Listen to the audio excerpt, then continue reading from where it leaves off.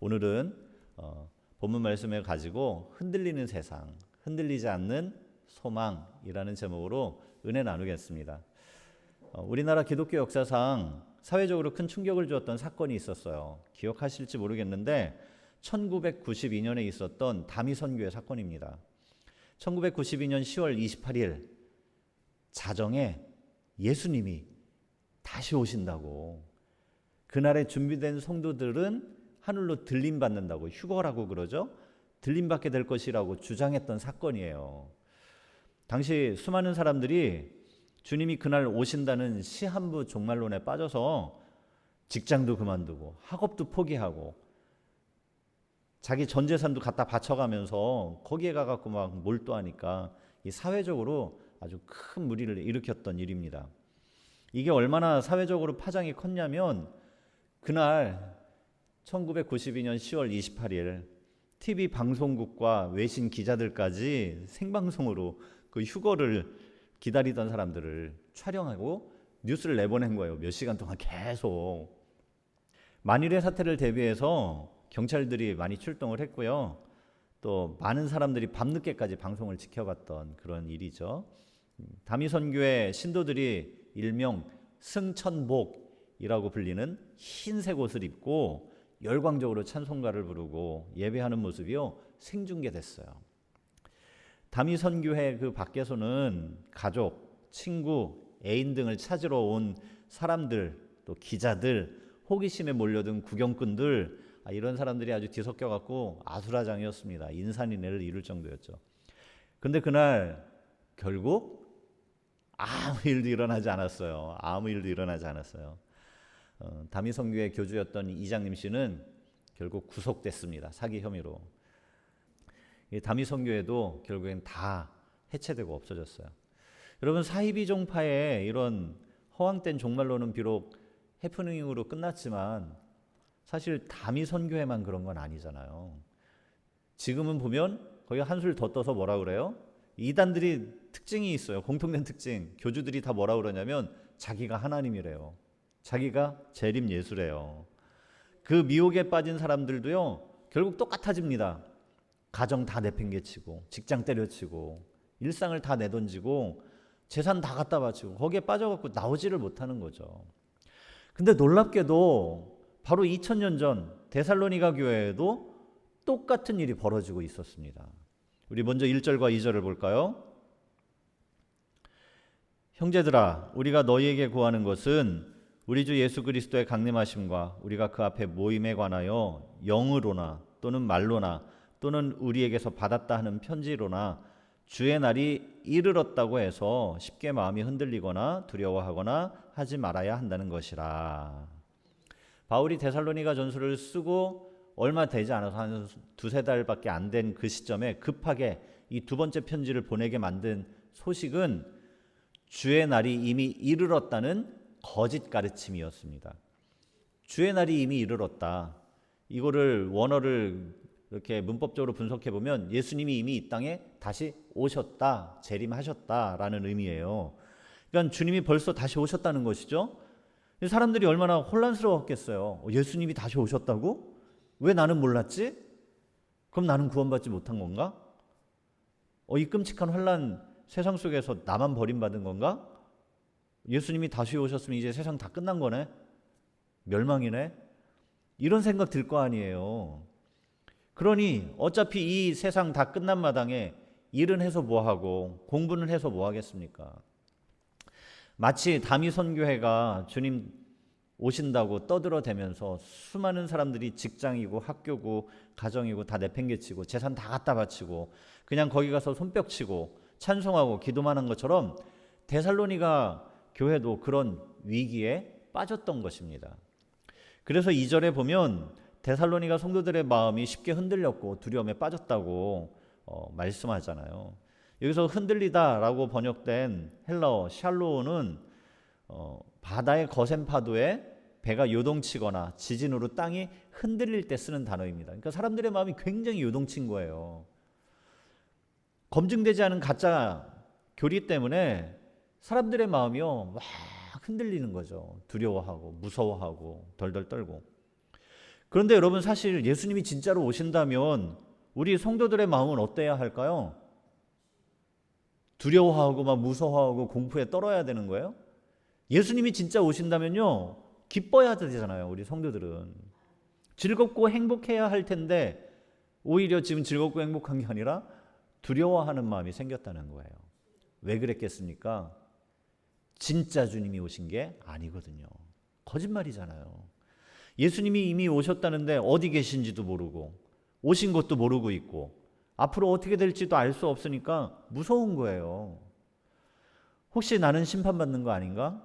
지옥 가면 어떻게 하지? 이제 세상은 어떻게 되는 거야?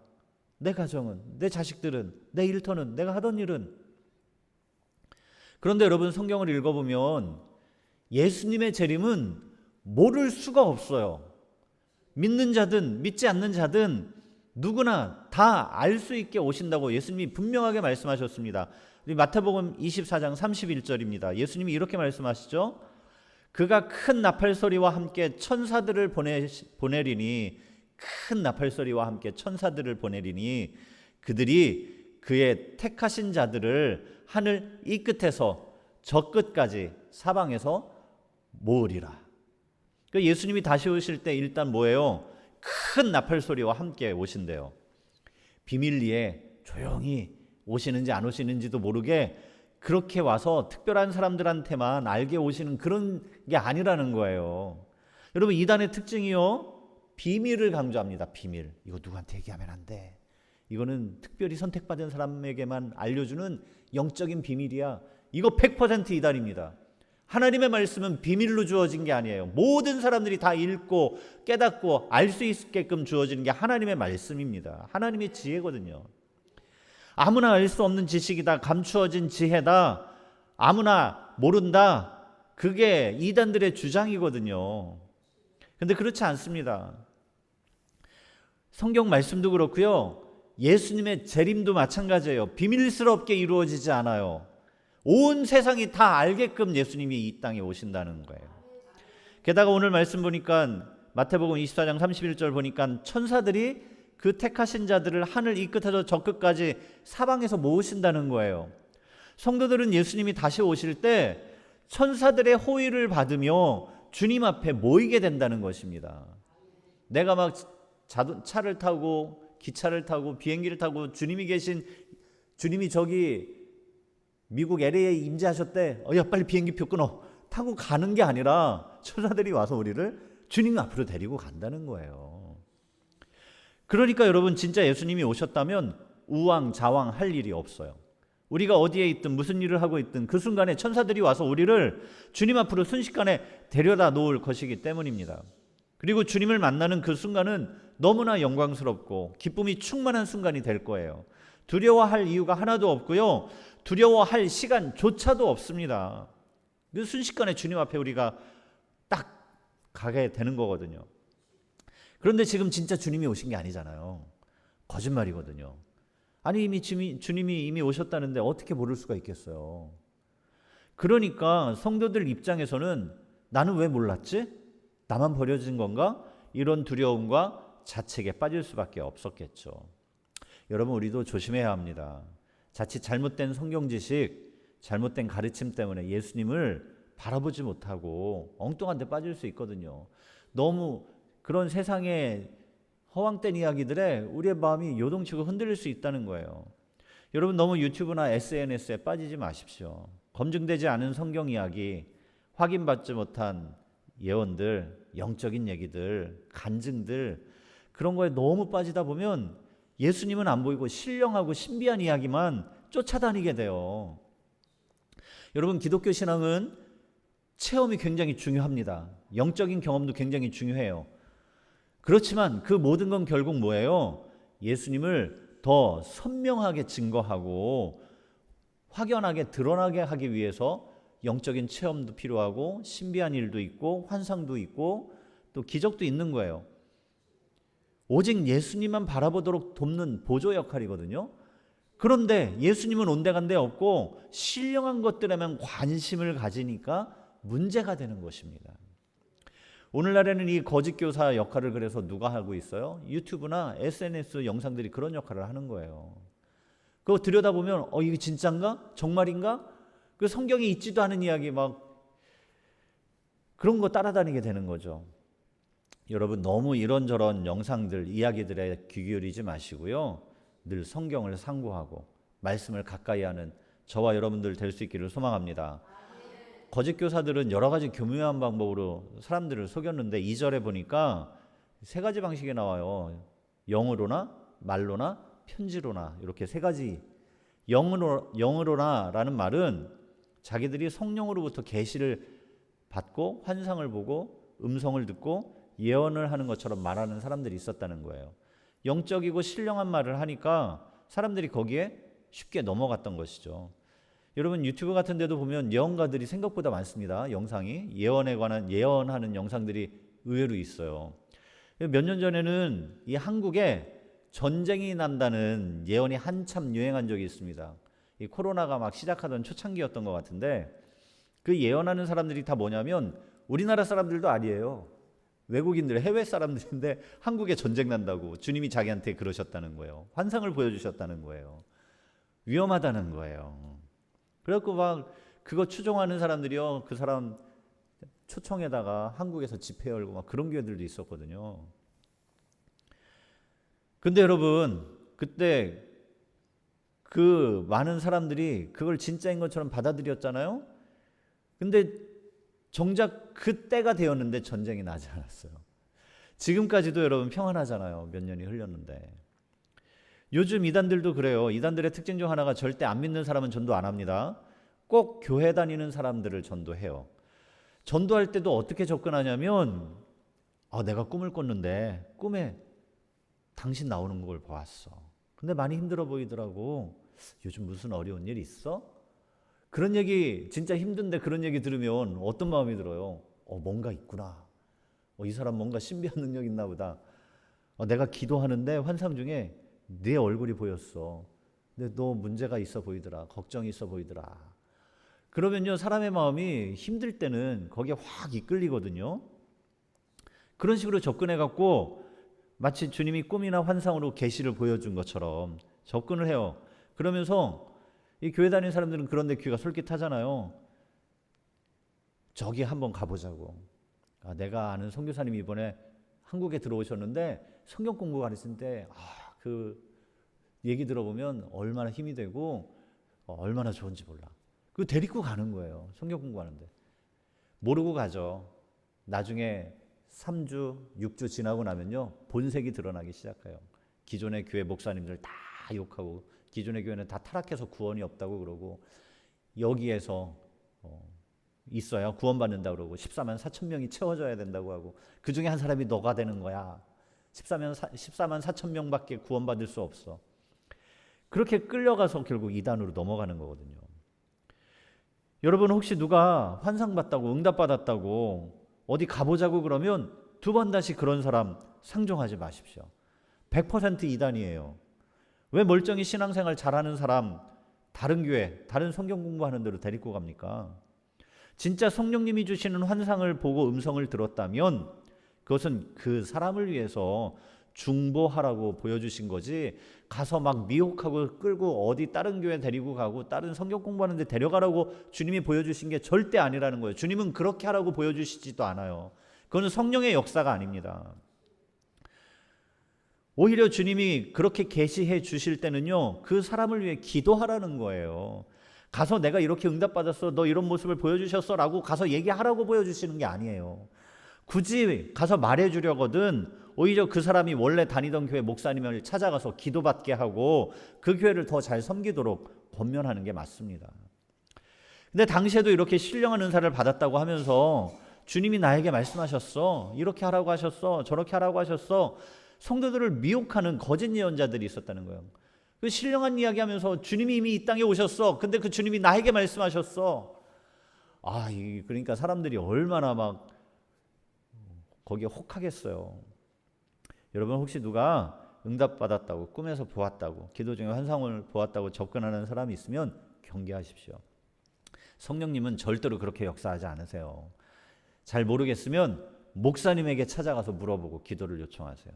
그게 건강하고 안전한 신앙생활입니다. 또 여기 보면 말로나라고 나오죠. 영어로나 말로나.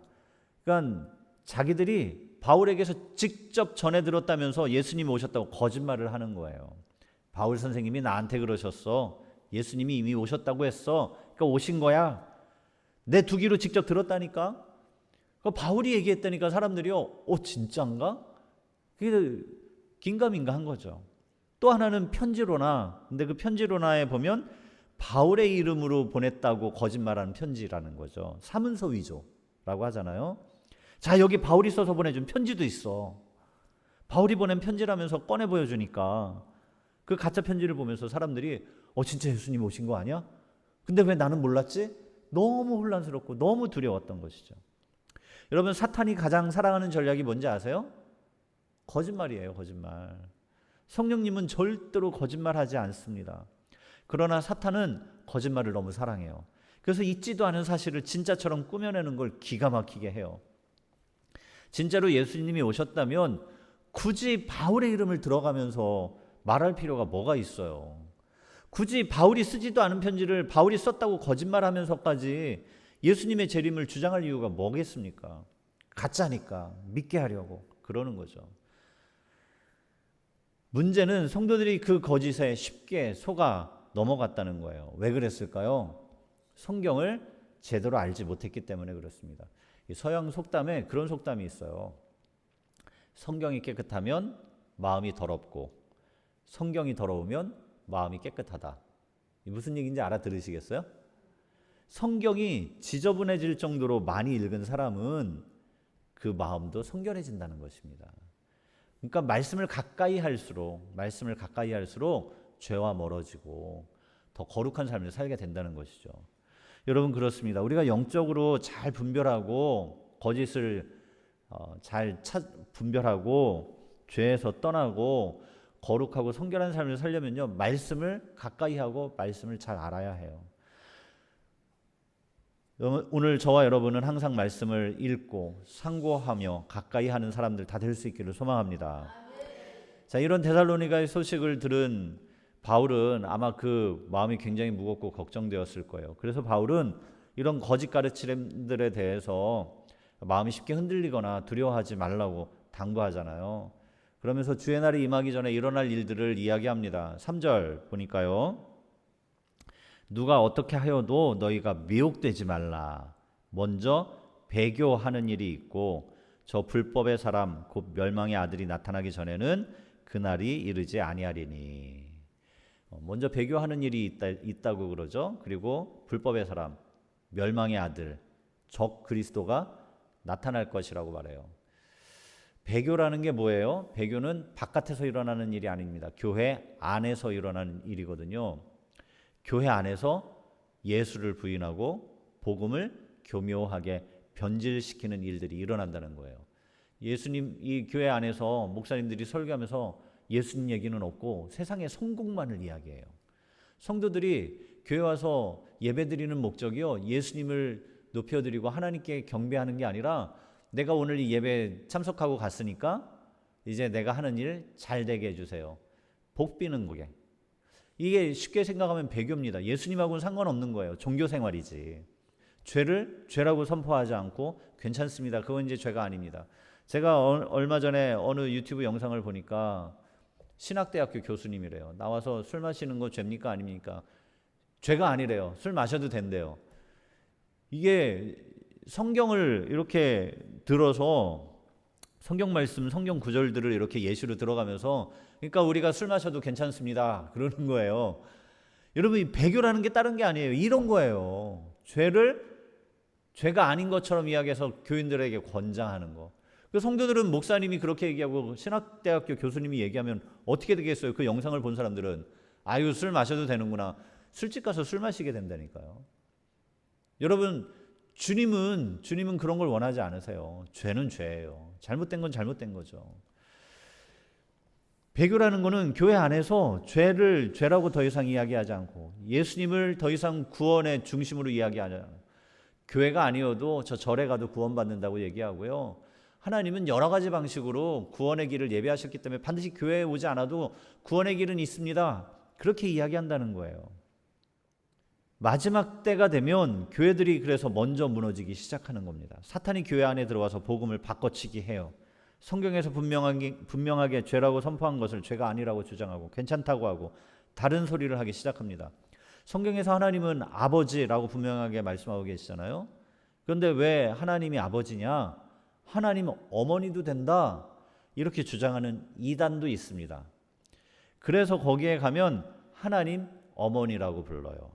그런데 놀라운 것은요, 이게 그 이단만 그런 게 아니라는 거예요.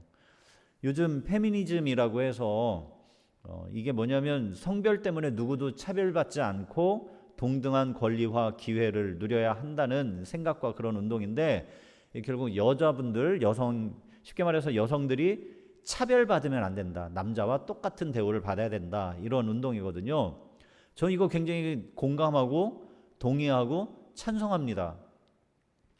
그런데 이 운동이요, 신학대학교에 들어오니까 어떤 현상이 벌어지냐면 왜 하나님이 남자냐는 거예요. 신학교 교수님이 하는 소리예요. 차별이래요. 하나님이 여자일 수도 있는 거 아니냐. 그래서 어떤 교수님은 기도할 때 하나님 어머니라고 기도해요. 대학교 가면, 신학대학교 가면 채플이라고 해서 신학생들 같이 예배드리는 시간들이 있거든요. 그 채플 시간에 하나님 어머니 이렇게 기도해요. 어떻게 해야 됩니까 이거? 기가 막히죠. 신학교에서 실제로 벌어지고 있는 일입니다. 그 교수님 은퇴하셨어요, 얼마 전에. 여러분 성경을 잘 읽어보세요. 하나님은 우리 아버지세요. 아버지 되세요. 어머니라고 단 한 단어도 나오지 않아요, 성경에는. 성경에 없는 이야기를 그럴듯하게 꾸며서 이야기하는 거예요. 사람들이 거기에 다 설득된다니까요. 게다가 4절에 보니까, 오늘 본문 4절에 보니까 그는 대적하는 자라 신이라고 불리는 모든 것과 숭배함을 받는 것에 대항하여 그 위에 자기를 높이고 하나님의 성전에 앉아 자기를 하나님이라고 내세우느니라. 자기가 하나님이라고 주장하는 자들이 나타난다는 거예요. 최근에 우리 교회로 책이 한 권 우편물이 왔어요. 저기 전라도 어떤 장로교회 목사님이 쓰신 책이더라고요. 저는 그분이 누군지도 모르고요. 우리 교회 주소는 어떻게 알고, 저는 어떻게 알고 그 책을 보냈는지 모르겠어요. 근데 무슨 책인가 하고 봤더니 기가 막힌 소리를 써놨어요. 우리는 다 하나님의 자녀잖아요. 여러분들 하나님의 자녀인 것을 믿습니까? 네. 그러니까 우리에게 하나님의 유전자가 있다는 거예요. 하나님의 유전자가 있으면 우리도 뭐예요? 하나님이 될 수 있대요. 그래서 성도들은 다 하나님이 되어야 된대요. 여러분 이게 도대체 무슨 말도 안 되는 헛소리예요. 신종 이단인 것 같은데 그 책을 처음부터 그 소리 안 해요.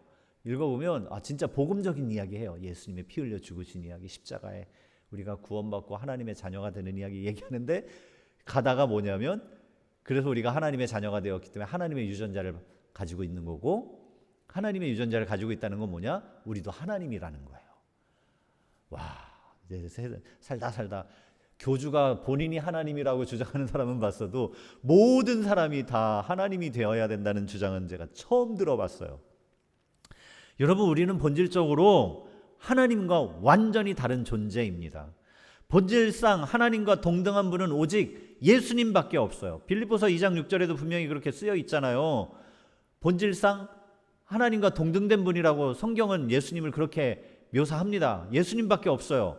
게다가 우리가 하나님의 자녀가 된 것은 우리가 하나님의 유전자를 가지고 있어서 자녀가 된 게 아니라 우리를 양자 삼으셨기 때문입니다. 로마서 8장 15절입니다. 너희는 다시 무서워하는 종의 영을 받지 아니하고 양자의 영을 받았으므로 우리가 아빠, 아버지라고 부르짖느니라. 성경에 분명히 써 있어요. 우리가 유전적으로 태어난 자식이 아니라 양자의 영을 받았기 때문에 아버지라 부를 수 있다는 거예요. 여러분 자녀를 입양하면 그 아이와 나와 유전적으로 일치하는 게 있습니까? 없습니까? 0.00001%도 일치하지 않아요. 유전적으로 같을 수가 없어요. 친자 관계가 인정이 되려면 유전적으로 99.99% 일치해야 친자라고 인정을 해줍니다. 당연히 우리는 피조물, 인간에 불과해요. 절대 하나님과 같을 수가 없고요. 그렇게 될 생각을 품을 수도 없고 품어서도 안 돼요. 그런 생각을 품었다가 사탄이 된 게 누구예요? 천사장 루시퍼잖아요. 하나님이 영광스러운 천사로 만들어 주셨더니 어떻게 생각했어요? 이사야 14장 14절. 가장 높은 구름에 올라가 지극히 높은 이와 같아지리라. 지극히 높은 이와 같아지리라. 자기가 하나님처럼 되겠다고 그랬다가 타락해서 쫓겨나서 사탄이 된 거예요. 여러분, 아담과 하와가 왜 선악과를 따먹고 타락했습니까? 뱀이 뭐라고 속삭여요? 야, 니들이 저거 따먹으면 하나님처럼 눈이 밝아질 거 아시고 하나님이 니네 못 먹게 한 거야. 먹어봐. 하나님처럼 된다니까. 사탄이 속삭인 게 그거예요. 너 하나님처럼 된다.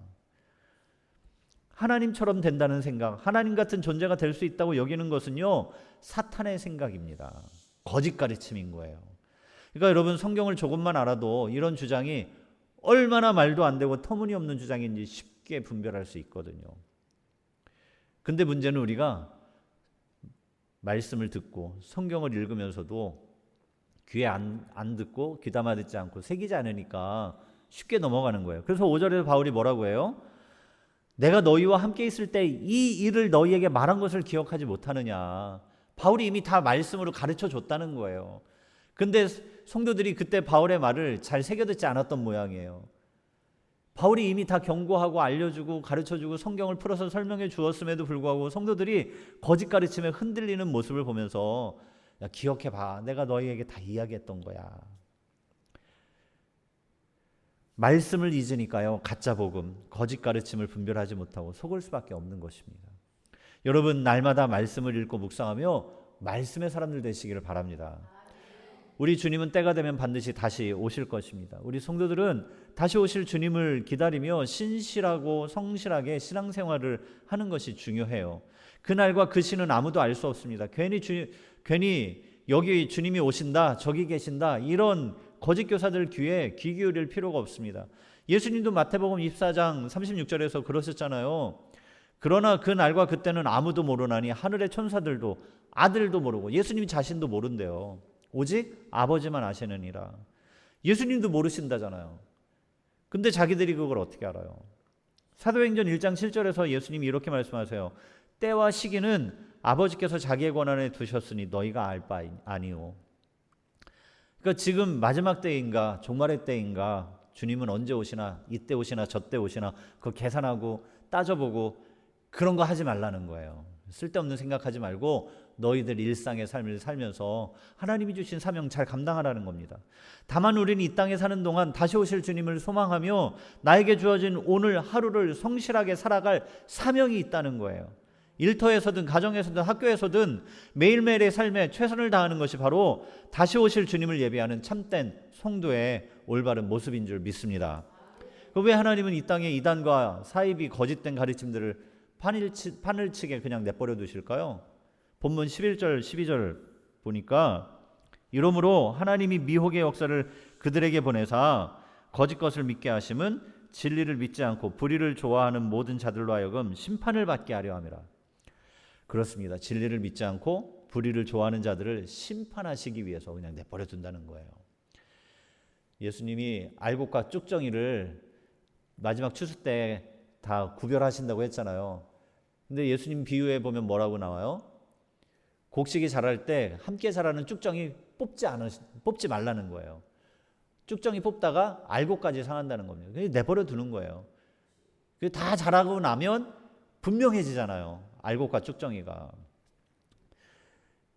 마지막 순간까지 사탄의 속임수와 불법을 사랑하는 사람들, 진리를 사랑하지 않는 사람들이요, 다 구별되어서 심판에 들어가게 된다는 거예요. 진리를 사랑하지 않는 사람들은 자신의 욕망을 채워주는 거짓 환상 속에 기꺼이 속아 넘어가며 그 불법을 따라가고 사탄을 추종하는 거거든요. 반면에 진리를 사랑하는 자들은 사탄의 속임수와 거짓에 넘어가지 않습니다. 복음을 진정으로 기뻐하고 갈망하는 자들은 결국 거짓을 분별하고 하나님의 말씀 가운데 서기 때문입니다. 하나님은 그렇게 알곡과 쭉정이를 구분하시고 마지막 추수 때에 진리를 사랑하지 않고 불법한 자들, 불의한 자들을 구별하셔서 심판하실 것입니다. 그리고 진정한 하나님의 자녀들, 진리를 사랑하고 말씀을 기뻐하는 자들에게는 영원한 하나님 나라의 기업을 허락해 주시는 줄 믿습니다. 이제 말씀을 맺겠습니다. 종말과 주님의 재림은 결코 두려움이나 단순한 호기심의 대상이 아니에요. 그것은 오늘 하루 나의 삶의 자리에서 나를 거룩하고 성실하게 살아가게 만드는 가장 강력한 소망의 원동력이 됩니다. 우리의 삶이 이 땅에서 그냥 끝나고 마는 삶이라면 얼마나 절망적입니까? 그러나 우리의 소망은 이 땅에서 끝나는 삶이 아니라 결국 다시 오실 예수님과 함께 영원한 하나님 나라의 왕으로 다스릴 소망이 있는 거거든요. 천국에 대한 소망이 있는 거거든요. 그 소망 때문에 현재의 고난도 핍박도 견딜 수 있는 것입니다. 주님이 다시 오실 때 우리 눈에서 눈물을 씻어주시고 모든 환난과 고난에서 건져 주실 것입니다. 우리의 모든 수고와 아픔과 괴로움을 주님이 친히 위로해 주시고 영원한 생명의 면류관으로 갚아 주실 거예요. 그 소망이 있기에 주님 다시 오실 날을 기대하고 기다리며 인내하는 겁니다. 그날은 두려움과 공포의 순간이 아니라 모든 믿는 자들에게 가장 큰 소망과 기쁨과 영광의 날이 될 줄 믿습니다. 여러분, 이 세상에 흔들리는 세상의 그 거짓 가르침들에 흔들리지 마십시오. 흔들리지 않는 우리의 소망 되신 예수님만을 바라보십시오. 우리가 나의 왕 예수님을 향해 우리 일상에서 기쁨으로 달려나가며 주님을 바라보고 의지할 때 마침내 주님이 이 땅에 오시는 그날 저와 여러분들을 영광스러운 주님의 나라로 이끄시고 하늘나라의 안식과 복락을 누리도록 은총을 베푸실 줄 믿습니다. 기도하겠습니다.